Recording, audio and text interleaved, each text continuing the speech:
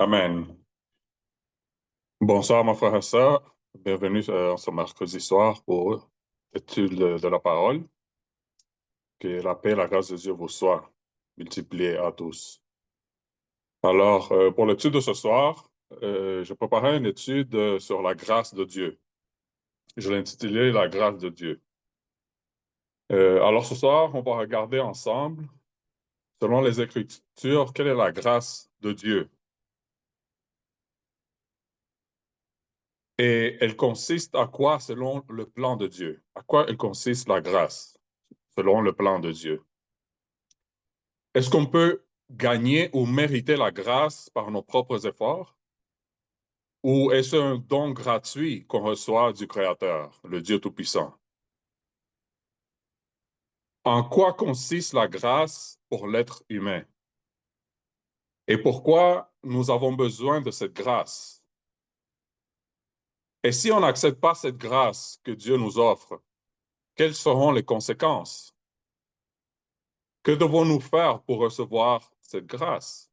Et enfin, qui peut recevoir cette grâce? C'est des questions qu'on va répondre tout au long du message, de l'étude. Alors, en premier point, la grâce est une faveur imméritée. La grâce n'est pas quelque chose que l'on peut gagner ou mériter par nos propres efforts, mais un don gratuit de Dieu. Elle efface les péchés et libère de la culpabilité et de la condamnation, car le prix a été déjà payé par Jésus-Christ à la croix. Elle n'est pas un permis pour pécher non plus. La grâce n'est pas un permis pour pécher, mais une force habitante qui donne la capacité de vivre une vie de piété et de justice, qui est guidée par l'Esprit de Dieu qui nous est donné. Et la grâce est la puissance divine qui nous soutient dans notre faiblesse et nous fortifie pour persévérer. Alors, comment recevoir la grâce de Dieu? En premier point, on doit reconnaître son besoin. Il est nécessaire d'admettre son propre péché et son besoin constant d'aide divine, parce qu'on ne peut pas le faire par nous-mêmes. On a toujours besoin de l'aide de Dieu. En abandonnant l'orgueil et l'indépendance, croire en Jésus-Christ, l'acceptation de Jésus comme Seigneur et Sauveur est le moyen de recevoir la grâce ultime, qui est la vie éternelle. Et ensuite, confesser le nom de Jésus comme le seul et unique Sauveur et passer par l'eau du baptême et persévérer selon les Écritures. La grâce de Dieu est une faveur imméritée, une aide gratuite et un secours divin qui est offert aux humains malgré leurs péchés et leurs indignités. Elle se manifeste principalement à travers le sacrifice de Jésus-Christ, qui pardonne le péché et offre le salut par la foi, sans dépendre des œuvres humaines. Par la grâce, les croyants sont libérés de la condamnation, transformés. On est transformés et on reçoit la force de vivre selon la volonté de Dieu.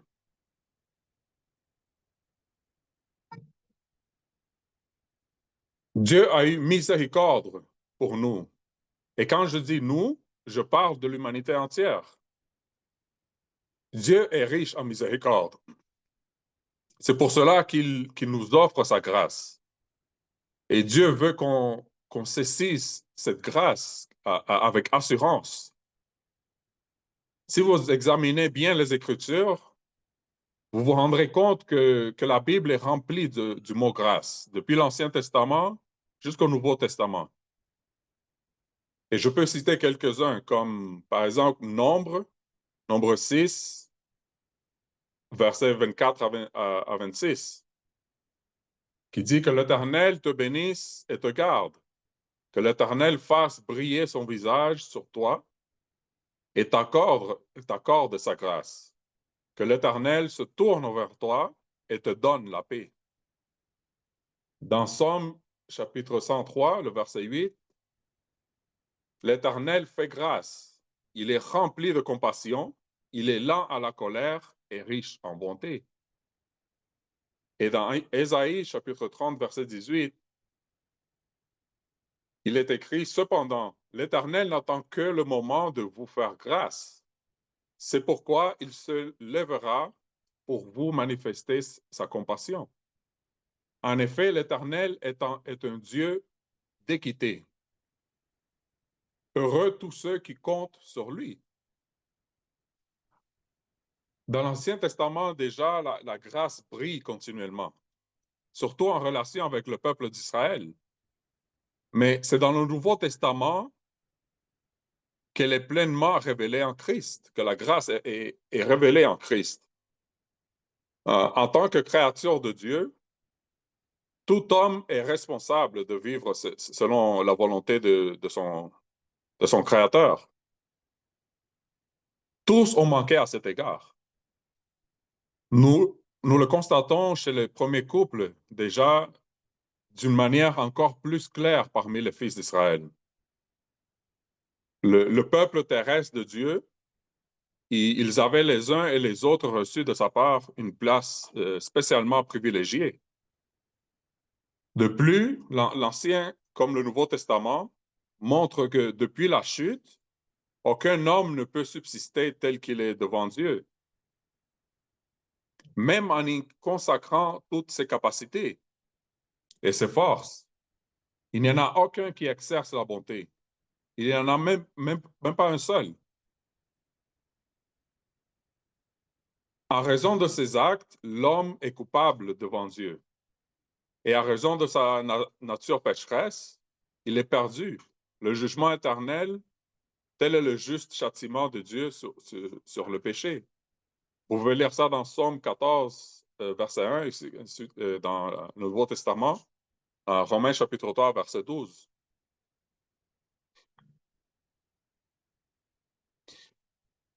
Mais Dieu n'est pas seulement lumière, il est aussi amour, comme nous le savons. Dans son amour, il s'est penché sur ses créatures perdues et envoyé son Fils bien-aimé sur la terre, afin de les sauver. Et telle est la grâce. La grâce qui est Jésus-Christ. Il a envoyé son Fils unique pour nous sauver. Nous pouvons lire dans 1er de Jean, chapitre 1, verset 5. Si vous avez trouvé, vous pouvez le lire. 1er de Jean, chapitre 1, verset 5.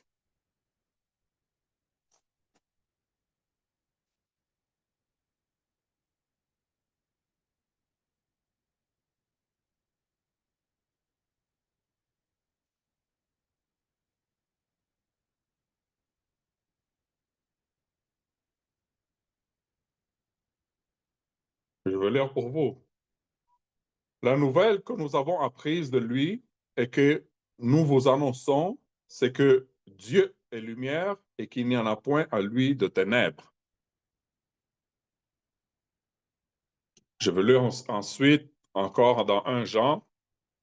Je vais lire dans le chapitre 4, le verset 8, ainsi que le verset 16. Celui qui n'aime pas n'a pas connu Dieu, car Dieu est amour. Je lis pour vous le verset 16. Encore dans 1 Jean, chapitre 4. Et nous avons connu l'amour que Dieu a pour nous.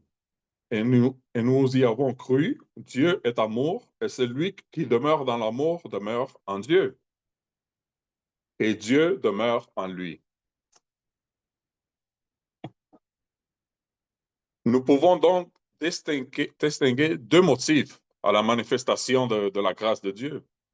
Un, par la grâce, la nature de Dieu est parfaitement révélée.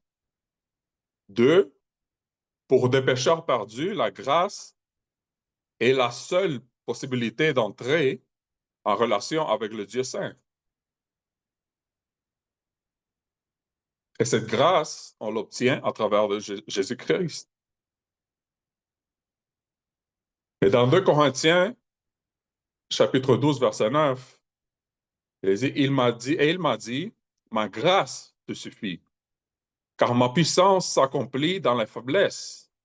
Aussi, je me montrerai bien plus volontiers fier de mes faiblesses, afin que la puissance de Christ repose sur moi. Ainsi que Hébreux chapitre 4, verset 16 nous dit, approchons-nous donc avec assurance du trône de la grâce, afin d'obtenir compassion et de trouver grâce pour être secouru au moment opportun. Éphésiens chapitre 2, verset 4 à 5 dit, mais Dieu est riche en compassion. À cause du grand amour dont il nous a aimés, nous qui étions morts à raison de notre faute, il nous a rendus à la vie avec Christ. C'est par grâce que vous êtes sauvés. Là, nous voyons très clairement que c'est par grâce que nous sommes sauvés, et cette grâce, on l'obtient à travers Jésus-Christ.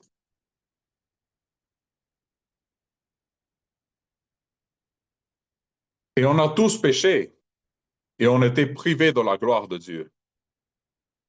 Mais par Jésus-Christ, on trouve la grâce offerte par Dieu. Tous ont péché et sont privés de la gloire de Dieu. Et ils sont gratuitement déclarés justes par sa grâce, par le moyen de la libération qui se trouve en Jésus-Christ. Nous voyons ça dans Romains chapitre 3, versets 23 à 24. Romains chapitre 3, versets 23 à 24. Et en d'autres mots, Dieu vous fera grâce si vous revenez à lui. Et cette grâce se trouve seulement en Jésus-Christ. Mais il faut que vous reveniez à Dieu. Parce que la grâce est un don gratuit pour plusieurs. Mais il y a une différence entre le don gratuit et la faute. En effet, si beaucoup sont morts par la faute d'un seul, la grâce de Dieu est le don de la grâce qui vient d'un seul homme, Jésus-Christ. Ont bien plus abondamment été déversés sur beaucoup. Nous voyons ça dans Romains chapitre 5, le verset 15.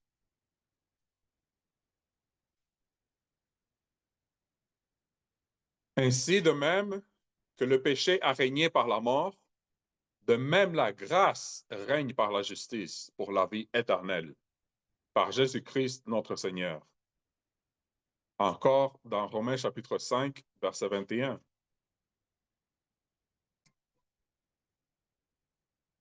Dieu nous appelle à grandir dans la grâce qu'il nous a offert gratuitement. C'est-à-dire le salut par la grâce. Il nous aide à grandir. Nous voyons ça dans 2 Pierre, chapitre 3, verset 18. Mais grandissez dans la grâce et dans la connaissance de notre Seigneur et Sauveur Jésus-Christ. À lui soit la gloire, maintenant et pour l'éternité. Amen. Comme vous voyez là très clairement, mais grandissez dans la grâce et dans la connaissance dans notre Seigneur Jésus-Christ.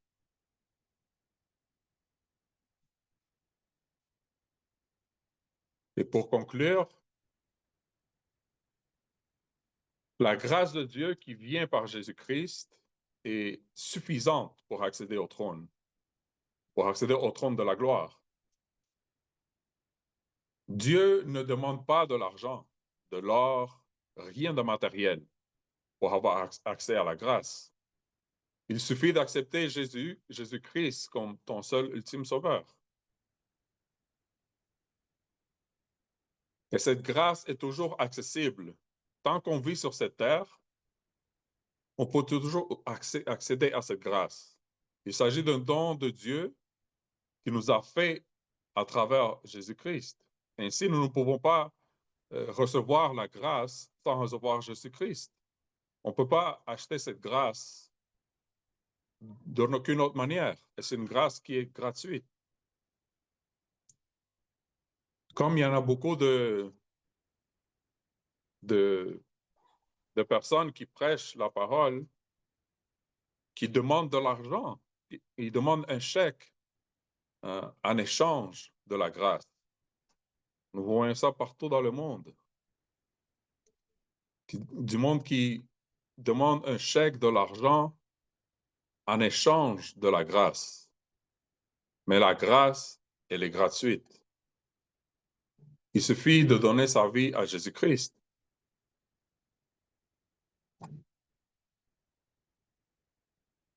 Dans Jean chapitre 1, verset 17, car la loi a été donnée par Moïse. La grâce et la vérité sont venues par Jésus-Christ. Le mot grâce est sans doute l'un des termes de la Bible les moins compris. La grâce n'est pas, comme on peut le penser, une sorte d'énergie qui, à un moment donné ou un autre, se déverserait sur nous et nous rendrait capables de donner le meilleur de nous-mêmes. Elle n'est pas non plus une sorte d'accommodement de Dieu. Ce n'est pas un accommodement de Dieu à notre misère, si on peut dire.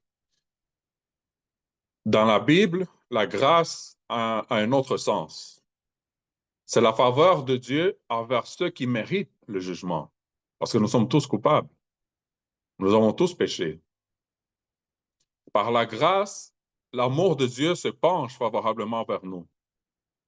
Il nous tend la main pour nous tirer vers lui. La grâce de Dieu ne se mérite ni par nos efforts, ni par nos bonnes œuvres, et encore moins par nos bonnes résolutions.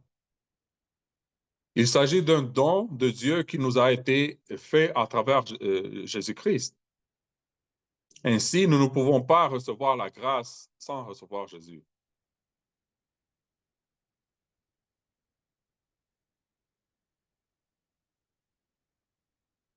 La grâce réveille notre conscience et elle la pousse à confesser nos fautes.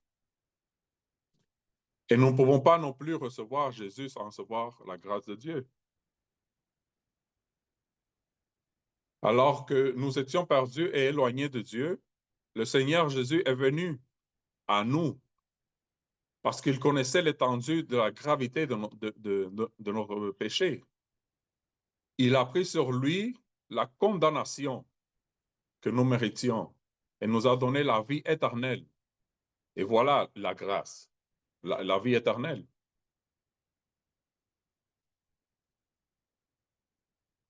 La grâce nous sauve. Nous savons tout ça. Et ensuite, elle nous enseigne. Nous pouvons lire dans Tite, chapitre 2, du verset 11 à 12. S'il y a une frère ou une sœur qui pourrait lire, Tite, chapitre 2, verset 11 à 12.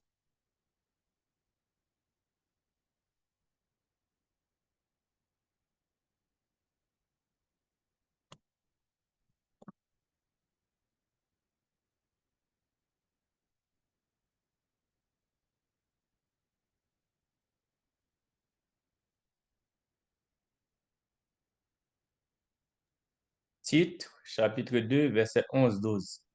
11 à 12, oui.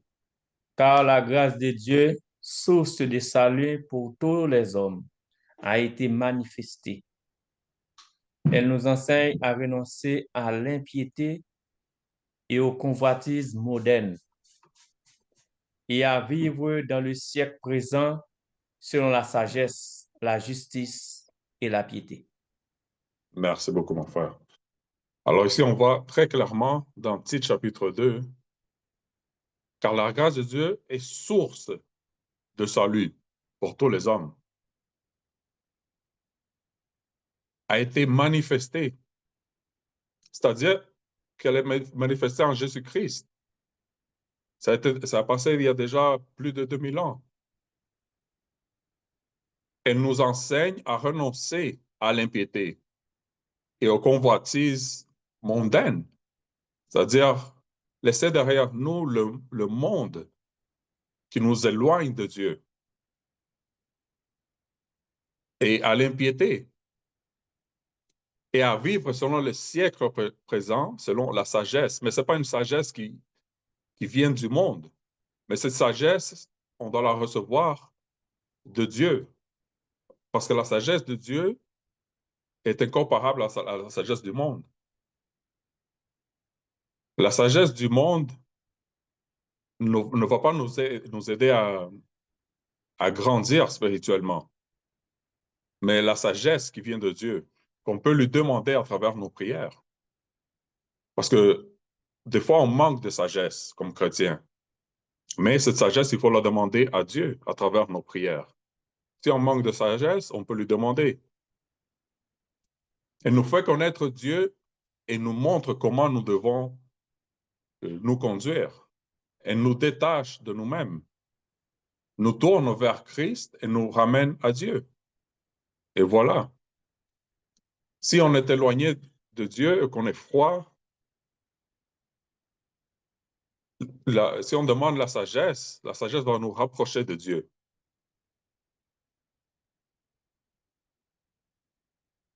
Dans l'Ancien Testament, Dieu a fait grâce à son peuple. Mais ce peuple n'a pas pu saisir cette grâce. Ils n'ont pas pu saisir cette grâce parce qu'ils ont désobéi à l'Éternel à plusieurs reprises. Alors, à cause de leur constante désobéissance, leur sacrifice envers Dieu n'était plus valide. Mais Dieu a fait grâce à toute la terre en donnant son Fils unique, afin que quiconque croit en lui ne périsse point, mais qu'il ait la vie éternelle.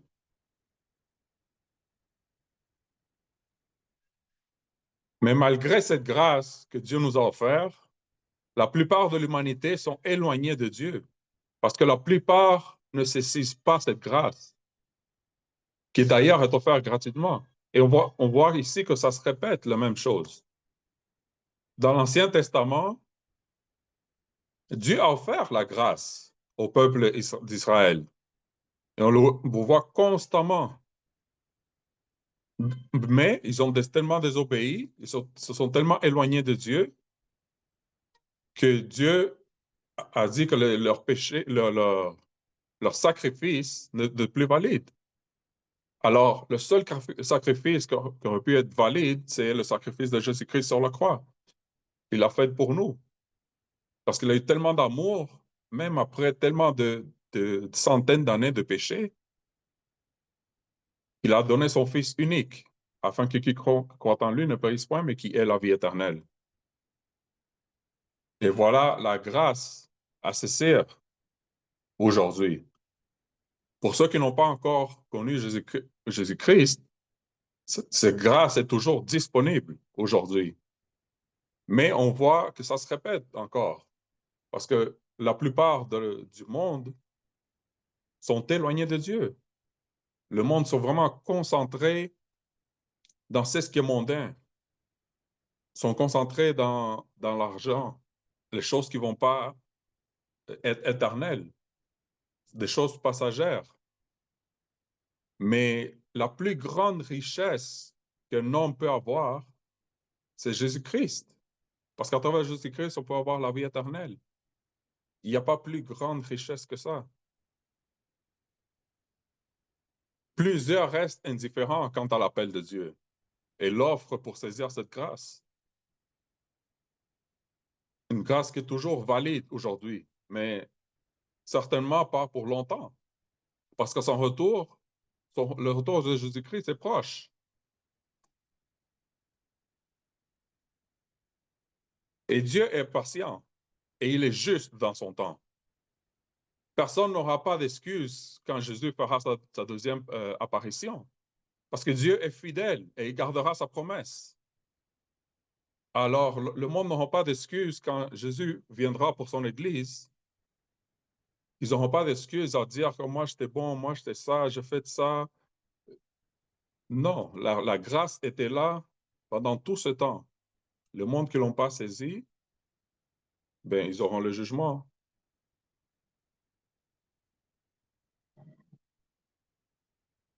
Parce que Dieu nous fait grâce à tous les jours.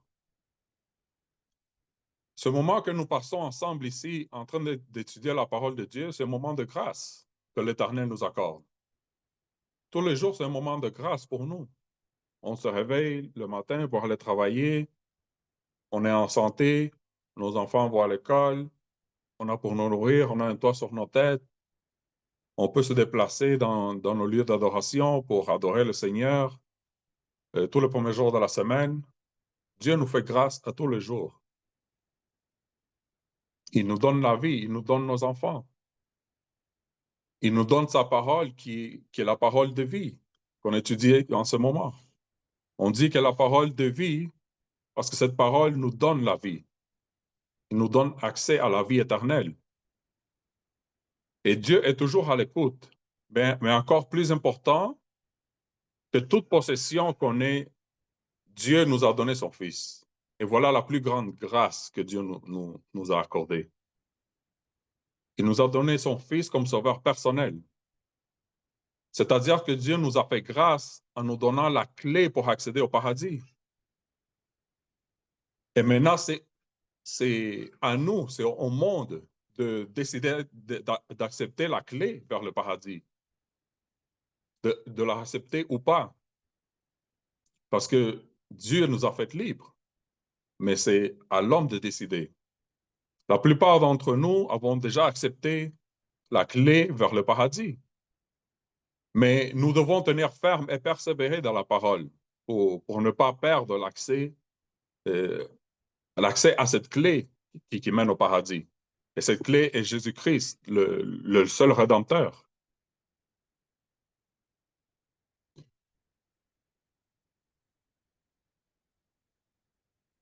Dieu nous appelle, il nous dit toujours de persévérer, de ne pas avoir de doute du salut qu'il nous offre.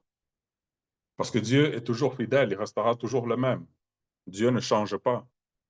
Il ne va pas changer d'idée demain ou dans quelques années. Sa promesse reste toujours la même. Et le livre des Hébreux nous dit, nous n'avons pas un souverain sacrificateur qui ne peut compatir à nos infirmités. Il a été tenté en toutes choses comme nous, sans péché. Nous pouvons voir ça dans Hébreux chapitre 4, verset 15. Beaucoup de chrétiens sont familiers avec ce verset. Il nous a dit que notre souverain sacrificateur, Jésus, ressent nos souffrances avec nous. Quand nous souffrons, Jésus, il ressent cette souffrance. Quand nous sommes tristes, Jésus ressent cette tristesse. Et il est toujours là à l'écoute, parce qu'il nous fait toujours grâce. Le mot grec, compatir, ici, veut dire sympathie. Le résultat de l'expérience d'une souffrance similaire. En d'autres termes, notre Dieu est personnellement touché par chaque calamité, chaque souffrance, chaque confusion et désespoir qui nous atteint. Dans cette terre, comme chrétien, qu'on est là pour un court temps, un court moment. On peut dire qu'on souffre beaucoup. Il y en a parmi nous, comme vous le savez, qui sont malades, qui ont des douleurs, qui ont beaucoup de souffrances. Mais il faut se rappeler qu'on est ici juste pour un court moment, parce que la promesse est éternelle et il n'y a pas de souffrance là-haut, au ciel, avec Jésus. Alors, cette douleur qu'on souffre ici-bas, c'est pour un court moment. Il faut toujours être patient parce que Dieu, il tient sa promesse.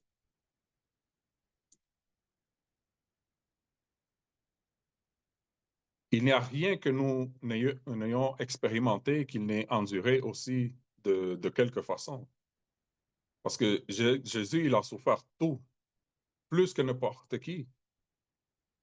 Il était injurié, il était battu, il était meurtri. Nous savons ce qu'il a souffert Jésus pour nous. Nous qui le maintenons point. Alors il nous a fait grâce par son sacrifice. Parce que nous avons un souverain sacrificateur élevé. Nous sommes enseignés par sa parole. Alors venons avec assurance au trône de la grâce pour obtenir miséricorde et trouver grâce et aide dans son besoin. Parce que, comme j'ai dit auparavant, sans Jésus-Christ, on ne peut pas accéder à cette grâce. Et cette grâce est la vie éternelle. Vous pouvez lire ça dans Hébreux chapitre 4, verset 16. Il nous est dit, votre Sauveur connaît exactement ce que vous traverserez. Et il sait exactement comment exercer le ministère et la grâce envers vous. Jésus-Christ est la grâce ultime, qui est une grâce incomparable, le seul et unique chemin. Alors, sans Jésus-Christ, nous ne pouvons rien faire. La grâce ultime, nous la trouvons seulement en lui. Alors, je vais finir mon étude ici.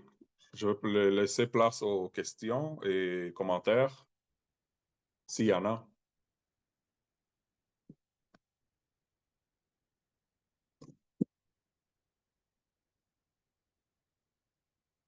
Merci, frère Emmanuel. Alors, l'espace est réservé pour ceux ou celles qui ont des questions ou des commentaires. Alors, le micro est à vous.